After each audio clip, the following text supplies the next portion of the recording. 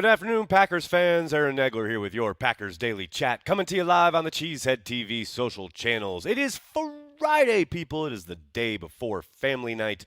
No open practice today, though I did see the guys were out on Nitschke Field in a closed environment, going through some walkthrough stuff, getting prepared for tomorrow night under the lights in Lambeau Field, and it looks like, knock on whatever wood's available to you, for the first time in a long time, there won't be any weather to deal with on family nights. So always a dicey proposition this time of year, but sure looks like we're going to be okay. Going to be a lot of fun. Corey and I will be having our watch party here on Cheesehead TV.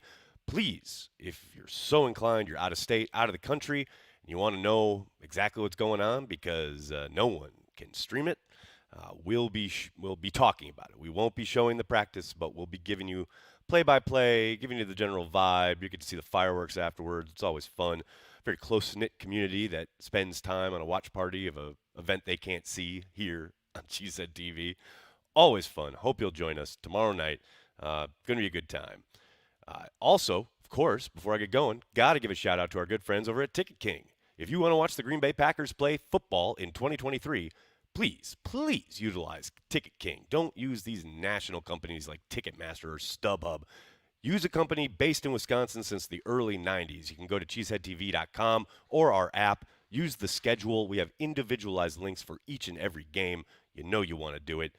The other thing you know you want to do is get the 2023 official yearbook of the Green Bay Packers. Use promo code CHTV for 10% off at packersyearbook.com. That's promo code CHTV for 10% off, packersyearbook.com.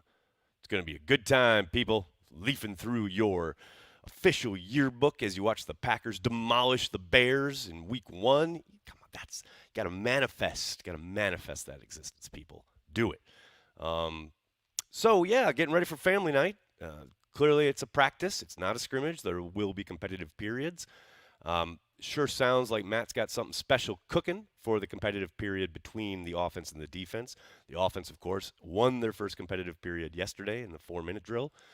Going to be a lot of fun to see that transpire and see who gets the L and who is doing up-downs in front of 80,000 people at Lambeau Field, which, by the way, I heard this morning, Lambeau is apparently a complete sellout for family night. It is the first time since the pandemic that that's happened. So pretty outstanding stuff. It's going to be a full get ready to cheer the Packers vibe. Tons of little kids running around. It's always a lot of fun. If you haven't ever made it to family night and you have the ability to, I highly recommend trying to do so at least once. I mean, one time is probably enough, but it is a very cool thing, and it is just a ton of fun. And I suspect Jordan Love will most likely be getting a much warmer reception than Aaron Rodgers got back in the day when he was out there for family night his first year as a starter and got booed. True story. A lot of fun. We heard from Brian Gutekunst earlier this afternoon. Not a ton of breaking news, obviously. He was asked about backup quarterbacks and third-string running backs and things of that nature. One of the things you could probably take from it is the fact that play time for the preseason has not been set yet. But this kind of 2-week stretch here is the guts of camp. The real, go through family night, get to the joint practices with the Bengals preseason game, come back to Green Bay, you get 2 joint practices with the Patriots, and then the Patriots preseason game. This is where guys are going to separate themselves. This next 2-week stretch is when that is going to happen. You're going to get a much better idea of who's a contender and who's a pretender, so to speak. So looking forward to that. Always good to hear from Brian. Always good to hear from you guys. So many people already chatting it up in the comment section here. We already got a couple super chats. Let's go. Chris, what's up, man? Thanks for the super chat. Crazy to hear Coach say in NFL Network interview that Musgrave's clocked faster speed than all the wide receivers yesterday, getting more and more pumped for him. Oh, yeah, dude, he can fly. There's no doubt about that. Now, the knock on him coming out was he flies, but the moment he's breathed on, he goes down. We got to work a little bit on that yards after contact. But, yeah, he can flat out fly. There's zero doubt about that. He's coming off a pretty decent injury stretch there in college, and you hope he can stay healthy and put in a little muscle and take some of those hits and get you a little tougher yards. But, yeah, no question about it, man. They're going to put him in space, and they're going to get the ball in his hand. They're going to try and create opportunities for him to utilize that speed because it is there in bulk. Ed, thanks for the super chat, man. Really appreciate it. Hopefully, Mark Murphy's Northwestern hazing involvement was peripheral and will not become a distraction. This was not typical high school stuff, way the F beyond the pale. Yeah, I read that yesterday. I know he is cited, he is one of the defendants in a lawsuit from two former Northwestern players implicating Murphy for being negligent during his time as the Northwestern athletic director. Obviously, it's a very serious legal matter. I'm not going to discuss it too much. I will say I'm fascinated to see if there's any proof there, if there's some kind of email, if there's some kind of paper trail, because if there is, that could be big trouble for Mark Murphy. But until that sort of thing materializes and plays out, it's not really doesn't make a whole lot of sense to comment on it. Mike, thanks for the super chat. Hey Nags, will the cigarette guy be back this year? Who knows? You never really know what's going to happen on family night. Who knows? It might become another annual tradition. We'll just have to wait and see. For those of you who are unaware, last year Corey and I were live during family night streaming our watch party, and some dude came in Corey's neighbor's yard and started yelling up at us, and we were like, what the hell? And first of all, why are you in the yard? And what are you yelling? Because we have our headsets on. And so Corey takes his headset off, walks over there, and the dude's like asking for a cigarette. Literally just came off Lombardi, basically trespassed on someone's lawn to ask for a cigarette. I don't know, man. This world is crazy. This world is crazy. What else we got here, folks? Wisco Sports, I'm hoping Jordan plays. I'm making to the Patriots preseason game. Oh, he'll play. The question is how much. But there's little doubt in my mind he will play. Maybe for that second game, probably, I don't want to say extensively, but I would say, yeah, probably a quarter at least, maybe more. He'll be playing, no doubt. Larry, how you doing? Thanks for checking out the stream on Facebook, man. How early do we have to get there to get decent parking? I'm handicapped, and we have 8 tickets. 8 tickets! You're going to have a good time. Like a few hours, I would say. Nothing crazy. I wouldn't do, you don't have to get there like 8 hours in advance or anything like that. But yeah, I would say, probably 2 hours, somewhere around that vicinity to get good parking. Like you can get parking pretty much anywhere on someone's lawn. They'll be selling it, blah, blah, blah. But yeah, if you want to get good parking right by the stadium, I'd say about 3 hours. I think the lots open 4 hours before the event. But if you do like 3, you'll be fine. More often than not. What else we got here, folks? What else we got? Dennis, how are you, man? Robert, interesting question. Do I think they'll keep 3 quarterbacks? Probably not on the 53-man roster. I know they have changed the rule about having the emergency quarterback, but you got to put him on the roster, and I just don't see it. Now, maybe they do keep that third guy on the practice squad, but it's going to necessitate someone really kind of making a case for it, right? I don't think they're going to do it just to do it. If someone plays lights out and has a really good preseason, what have you, then I think there's a chance. But yeah, I'm pretty sure that it's going to be Love and the backup on the roster essentially. And by the way, Clifford really impressed me on what day is it today? Is it Friday? During Thursday's practice. Well, I'm very interested to see if he can continue what he showed us on Thursday, because that was good stuff. If Wyatt is starting to show progression, how is Slayton doing in his progression / leap forward? He's playing well. There's no doubt about it. Now, we've only had, 3 practices in pads, so ways to go. And like I mentioned, that gauntlet is coming up with family night, the joint practices, and the preseason games. He's got to keep that up. We've seen flashes from Slayton before. It's just been a real lack of consistency. But so far, this week, these 3 practices that I've seen, he's been consistent. He has been a major headache for the offensive line. So, yeah, so far so good. But I think it's a bit early. What else we got here, folks? I'm pulling for the player from Africa, Rob. I pronounced his name a couple days ago, and I refuse to try it again because I will absolutely screw it up. But yes, he had a really nice tackle in practice. I believe that was on Tuesday. He absolutely looks the part. I mean, he is jacked, and really impressive physical specimen. But he's obviously playing football like as a neophyte and learning the game. Yeah, man, and the fact that they get a roster exemption for him for the entirety of the season. They can keep him around and train him up for a whole year. I love that. So we'll see. We'll see what happens. What's up? Bears still suck anyway. See, that's a perfect comment. I like it. Mike, thank you for the interest. Am I doing talking football? I think you mean beer and ball with Bill Schmid this year. I am not. We will not be reprising our beer and ball appearances. I will be back on the game, 97.3, the game in Milwaukee, and their various other stations very, very soon. But Bill and I will not be doing beer and ball this season. What else we got, folks? Nags, after what we had to go through in our younger days with this team, wouldn't it be great if we managed? Oh, you just went away. If we managed to experience three great QBs in a row and have two of them that don't defraud a charity. Uncultured. You got me on that one. Well done. Yes, it would be great. It would be phenomenal. I'm looking forward to it. Chris, thanks again, man. Interested to see J-Lo swag on the field and if he has that killer mentality. Yeah, absolutely. I mean, we're so early now, though. It's like that's a kind of thing that develops over time, right? And I think you've seen both on the field and kind of in his press availabilities, you've seen hints of that kind of like confidence, right? But man, you got to put those pelts on the wall. You got to do it. And once you start doing it, hopefully you keep doing it, and that's how you develop, especially in your ability to kind of have that.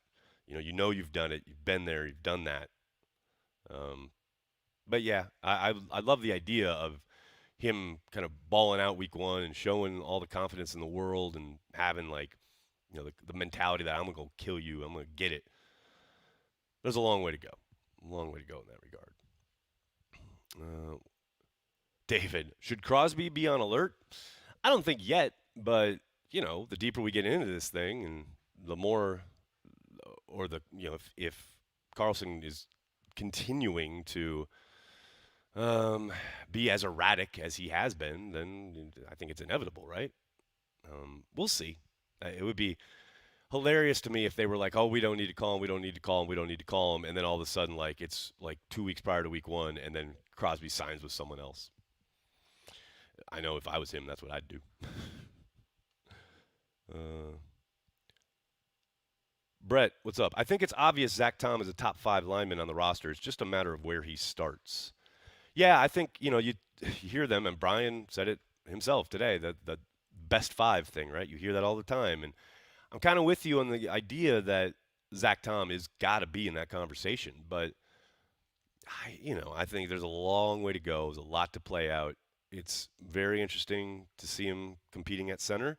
I think he's got his hands full with that competition with Yash, and like to that point, it really feels like people are ready to just brush Yash aside, man. I understand he had a dip in performance at the end of the season, but as I've mentioned many times, he was dealing with a shoulder injury after that Christmas game, and people just seem ready to just kind of toss him.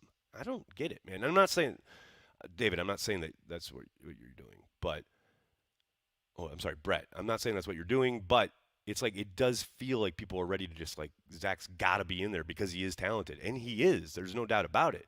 But Yash is no slouch. Like, he's a really good player, and he really valuable player who's able to play left and right tackle. So, yeah, I mean, again, long way to go. It's very early, and I agree with you that he's definitely in that conversation, but where exactly he fits, that's what's going to play out probably in these next 2 weeks. Sean, thanks to the Super Chat. How important is it to have a good kicker with a young QB? I mean, I know people will say, I mean, the obvious thing here, right, is, well, you got to expect with the young QB and a young offense to boot, there probably will be maybe a little bit of an uptick in stalled drives, things of that nature, maybe getting into field goal range, not being able to punch it in. But hell, they were terrible in the red zone last year, so I don't know that it's really like we got to have a strong kicker because you have a young QB. I don't think that's a direct correlation, but you just need a good kicker regardless, especially if you are such a young team and you are hopefully going to be in games that are close that you can win. Be nice to have a kicker who can make it on the first try because they don't get do-overs. I don't know if the Packers are aware of this. Joe, what's up, man? Thanks for the super chat. Watson, Dobbs, Wyatt, Walker, Tom, Enigbari, Toure, maybe even Ryan. Too early to say Packers 2022 draft looks really good. I mean, yeah, it's too early, but I'm excited about it. Like, I think the promise and the ceiling is super high. I totally hear you. And I'm telling you, Ryan looks legit this summer. I mean, in a way he never did last year. They can maybe get something out of him as well. Yeah, it's shaping up to be a decent class, but we all know this. You got to let those games happen because we'll get excited in camp. It's the summer, etc. And you'll get into those real games where game planning is going on and they're taking advantage of weaknesses on the other sideline, and all of a sudden the guy gets exposed. And I'm not saying that like that's automatically going to happen, but God knows we've seen it happen. Look no further than Eric Stokes, man. He had a great, really promising rookie year. Teams spent the entire offseason looking at his tape and going, okay, this is how we're going to attack him. And lo and behold, they did very successfully. And that's not to say that Eric didn't work. It's not to say that he's not talented, because he obviously is. But man, the NFL is fucking tough. It will grind you very quickly if you don't keep progressing. And my hope is that, yes, all these guys that you've mentioned are going to keep progressing, but it's not an automatic. So, yes, excited about the class. Long way to go. What else we got here, folks? George, thanks for the super chat. I'm a fan of what I saw from Caleb Jones last preseason. Can he compete for a starting spot? I doubt he's in line for a starting spot. Maybe if he truly balls out in these, joint practices and really just it plays lights out in the preseason, maybe he gets in the conversation at right tackle. I think it's possible, but it still feels like he's a year away. He is a mountain of a man, though, and he has had a good camp so far. I really like him. And look, Yash was on that bench for what, 2 years, two and like 2 weeks before they needed him week 3 out in San Francisco. So you never know when your number is going to get called. The question is, are you ready for it? Yash was. Hopefully Caleb will be too, because I do think I'm with you. I think they got something there, no doubt about it. And look, the more you can develop him. This goes back to years and years ago when Corey and I first started Cheesehead TV. We talked to Michael Lombardi on Packer Transplants, and he said something that it's always stuck with me in it, because I think it's very, very true. The best lines, the best way to put your line together is to grow it. Grow your offensive line from within. And if we know anything else about the Packers, it's they've done a great job of not only finding offensive line talent, but developing it, right? And it just feels like Caleb could be another one of those guys where you've seen him, he's played well, and then he finally gets his chance, and he's going to run with it. That's the hope, obviously. But it feels like I said, it feels like it's a year away. But you never know. Like I said, if he balls out, he might get a chance at right tackle. I love this. Is such a great, like perfectly economic use of the YouTube comment section. Domofsky piece on love, but piece is spelled P-A-C. I know what you mean. The Domofsky commentary on Jordan Love. I'm surprised it took this long for this question to come up, actually. Yeah, I mean, what have I been saying all offseason? There are going to be tough stretches. There are going to be hard times. Jordan Love is not going to come out the gate throwing for 5 touchdowns against the Bears. As much as we all want it to happen, that's not how you arrive. It's not what works. It's not how it transpires, And he may light it up week 1 and then struggle, or he may struggle and then start lighting it up. It is going to be a grind. It is going to be week to week. How are teams attacking him? How does he respond? How does he develop? How does he get better? That's what's important. Like, I know Rob's use of the phrase, it's going to be a long season, really ruffled some feathers. But, there's a decent chance he's correct if you're expecting Jordan Love to come out and look like Joe Montana. I'm not. I've been telling you guys all summer. It's going to be hard at times. There's going to be tough moments. There's going to be brutal stretches.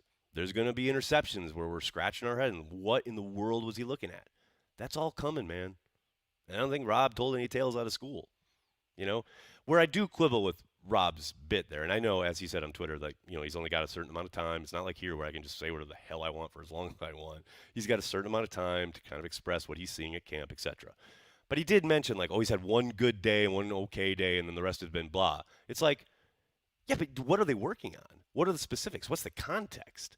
Like, I asked Coach specifically about that practice on last Saturday. What was Coach's first response? Well, everyone around him played a lot better. That helps, right? So again, he's got a good offensive line in front of him, but he's working with a ton of skill players who have barely played in the NFL. That's going to affect his game. It's like that's why I just hate the whole kind of parade of well, what he was 8 of 12 at today's practice. Who gives a shit, man? They're in the lab right now. It's supposed to be messy. It's supposed to be broken. That's the whole point. That's how you get better. So, and again, I'm not. I think Rob is correct. It's at times it's going to feel like, oh my God, this. Oh gosh, it's going to be frustrating, right? But yeah, I mean, he's had one good practice. Like, who gives a shit, man? That none of that. That doesn't matter. I don't care about that. But yeah, overall, Rob knows he's my guy. I love him. He's good.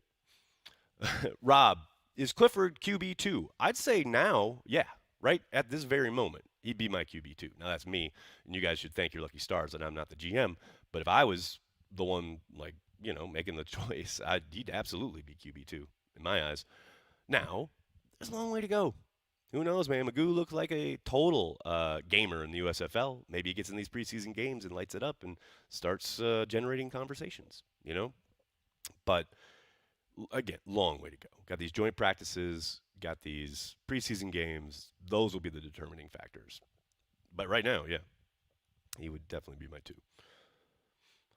Woo, perfect. Dark. See, this is what I mean. And I'm not attacking you here. I'm just using this as an illustrative point. Who's Perfect Dark says, I honestly think J Love is on Patrick Mahomes' level. Whoo, baby. All right. Athletically, can he make throws? Can he make plays and do things that are going to get us all excited and big time, wow moments? Those will come. Those will happen. But Patrick Mahomes, man, just dial back the expectation a little bit, just a little. And then maybe that frustrating, long road season won't be as frustrating and long roadish if you go in not expecting him to be Patrick Mahomes. Now, and you're saying on his level, maybe he gets there eventually, but man, he ain't even sniffing that area code yet. So just patience, just some patience. Is Cox making any plays? I haven't seen a ton of the second and third team, so I haven't watched him exclusively, but he is the real deal on one-on-ones. I can tell you that. That's when I've seen him kind of at work, and he looks legit as a pass rusher, no doubt about that. But yeah, as far as teams go, I haven't been able to see him very much because I'm always on watching the ones when they're going at it. But I'll try and look for a little bit more from him as camp goes on. Uh, Plenty of tough stretches with 12 happened as well. Yeah, no doubt. No doubt. And that's the other thing. Like, Aaron played well that first year. They lost some close games, and they ended up with 6 wins, but he played well, and you saw the promise, and you saw that he was definitely going to be the starter, which is why they signed him to an extension in, like, what was it, like around Halloween, like early November or whatever. Yeah, and I expect Jordan to continue to get better and develop over the course of the season. That's the hope, right? But yeah, definitely. Nags, are rookie tight ends more of a liability than an asset? Well, Brandy, I mean, that's a real kind of wide swath of a blanket to throw on something like that. I'll say it's tough. It's real tough to make the transition from college to the pros at that position. And now the Packers are banking on two dudes doing it at the same time in an offense where there's a lot thrown at them. I mean, traditionally, one of the reasons it takes so long for guys to make the transition from the college game to the pros at tight end is because they've got the one piece of the puzzle on offense that is asked to do literally everything. I mean, they got to know everything the wide receivers know. They got to know everything the offensive linemen know. They got to know everything the running backs know. And they got to do all that, play to play, series to series, and never miss a beat. It's tough. It's a whole lot. And, now I have zero doubt that there's a little bit of a kind of, they're not putting the fire hose on them totally as far as what they're being asked to do and learn and all that. But they've already seen Musgrave moved all over the place, and they're utilizing him a lot like a wide receiver at this point. But he's going to have to play in line at times. He's going to have to block defensive ends, and that's when it's going to get interesting, right? But yeah, it's just tough. It's a very hard transition in general, let alone having two dudes doing it at the same time. It's going to be hard sometimes, no doubt. Sean, this is the defense's year. Broken record. Yeah, I'd say I've told you guys all offseason. I ain't buying anything on the defense until I see it in a game that counts. And that's it. Is this the last year on Joe Barry's contract? I don't think so, Shallow Waters. But it'll definitely be the last year Joe Barry is employed if the defense doesn't improve. I'll put it that way. Is Van Ness big enough to rush from the inside on passing downs early in the year? Brett, yes, 100%. I expect we'll see that right out of the gate. I wouldn't be surprised if we saw that week 1 in Chicago. Third down, kick him inside, let him go after a guard or a center or something. I 100% expect to see it, no doubt. Yeah, Dennis, Mercedes Lewis, big dog, signing with the Chicago Bears. They now have Big Dog and Bob Tunyon. This is a dark day. It's a dark day, man. I mean, obviously, I'm very happy for Mercedes. I'm glad he's got a gig, and I hate that we got to face him twice a year, this year anyway. But yeah, you knew that wasn't. I mean, I got a lot of people thinking that he was going to re-sign in Green Bay. That doesn't make any sense with what they're trying to do as far as the reset of the roster, letting these young guys grow together. And as Brian mentioned today, like, you get Big Dog on the field, that's one of those guys you're taking off. And the way these guys are going to improve and develop, it's going to be by playing, is by being out there. And again, it's going to be tough at times, but you're also going to get them valuable experience, valuable reps that hopefully they build on throughout the season. All right, everybody, I'm going to have to get going.